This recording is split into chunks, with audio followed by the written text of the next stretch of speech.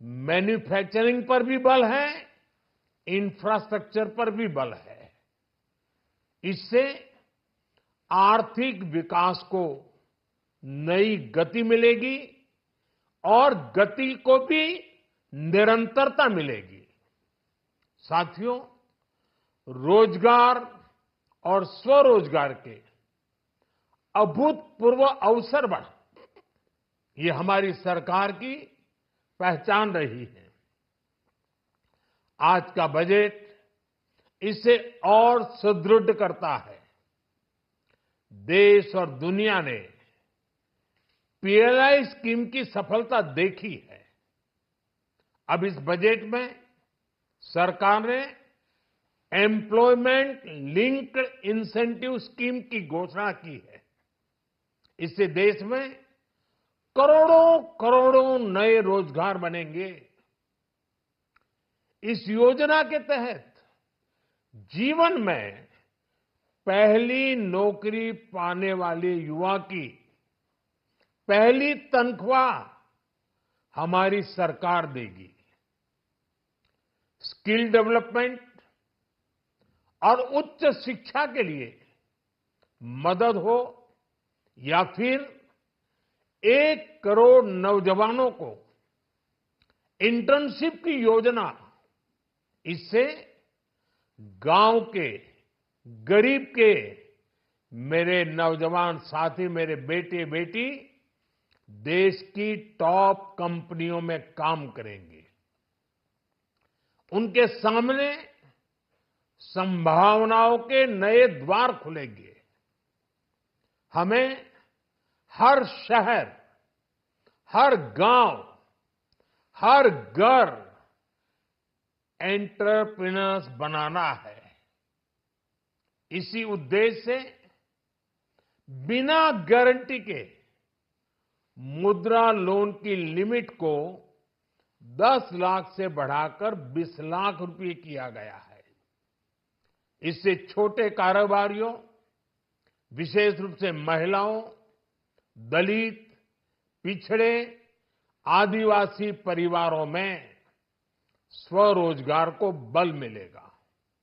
साथियों, हम सब लोग मिलकर भारत को ग्लोबल मैन्युफैक्चरिंग हब बनाएंगे। देश का एमएसएमई सेक्टर मध्यम वर्ग से जुड़ा हुआ है।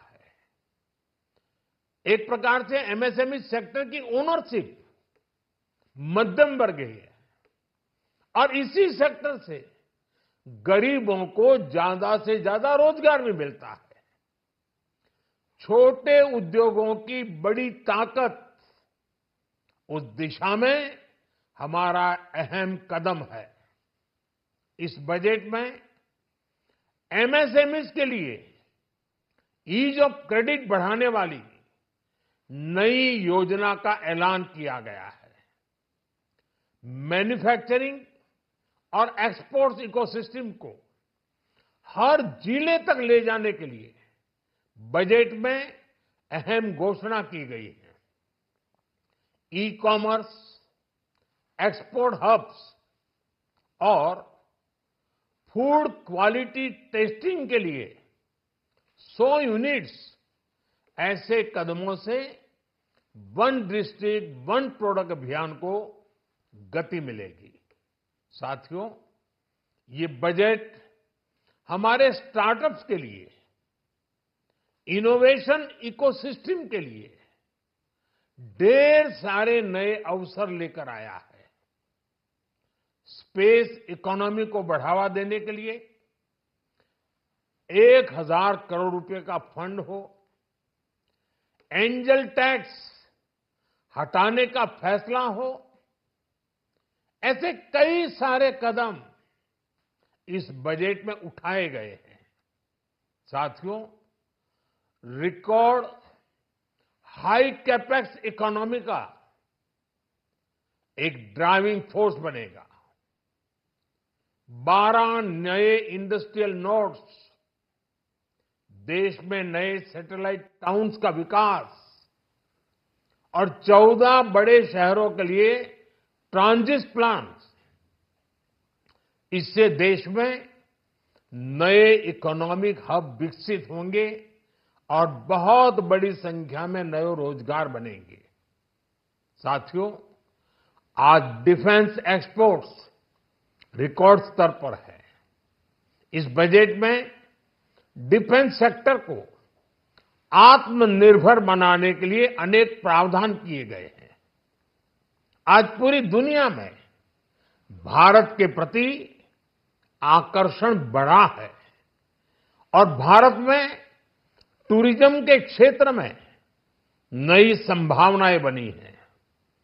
टूरिज्म क्षेत्र गरीब और मध्यम वर्ग के लिए कई अवसर लेके आता है। इस बजट में टूरिज्म क्षेत्र पर भी विशेष बल दिया गया है। साथियों, एनडीए सरकार ने पिछले 10 साल में ये सुनिश्चित किया है कि गरीब और मध्यम वर्ग को लगातार टैक्स से राहत मिलती रहे। इस बजट में भी इनकम टैक्स में कटौती और स्टैंडर्ड डिडक्शन में भी वृद्धि का फैसला लिया गया है। टीडीएस के नियमों को भी सरल किया गया है। इन कदमों से हर टैक्स पेयर को अतिरिक्त बचत होने वाली है। साथियों, देश के विकास के लिए भारत के पूर्वी क्षेत्र का संपूर्ण विकास पूर्वोदय के विजन द्वारा हमारे इस अभियान को नई गति, नई ऊर्जा मिलेगी। हम पूर्वी भारत में कई महत्वपूर्ण इंफ्रास्ट्रक्चर जैसे हाईवेज, वाटर प्रोजेक्ट्स और पावर प्रोजेक्ट्स का निर्माण कर विकास को नई गति देंगे। साथियों, इस बजट का एक बहुत बड़ा फोकस देश के किसान है। अन्न भंडारण के लिए दुनिया की सबसे बड़ी स्कीम के बाद अब हम वेजिटेबल प्रोडक्शन क्लस्टर्स बनाने जा रहे हैं। इससे एक और छोटे किसानों को फल, सब्जियों, अन्य उपज के लिए नए बाजार मिलेंगे, बेहतर दाम मिलेंगे। तो दूसरी ओर हमारे मध्यम वर्ग के लिए फल, सब्जियों की उपलब्धता बढ़ेगी और परिवार के लिए पोषण भी सुनिश्चित होगा। कृषि क्षेत्र में भारत का आत्मनिर्भर बनना समय की मांग है। इसलिए दलहन, तिलहन की पैदावार बढ़ाने के लिए किसानों को मदद की घोषणा की गई है।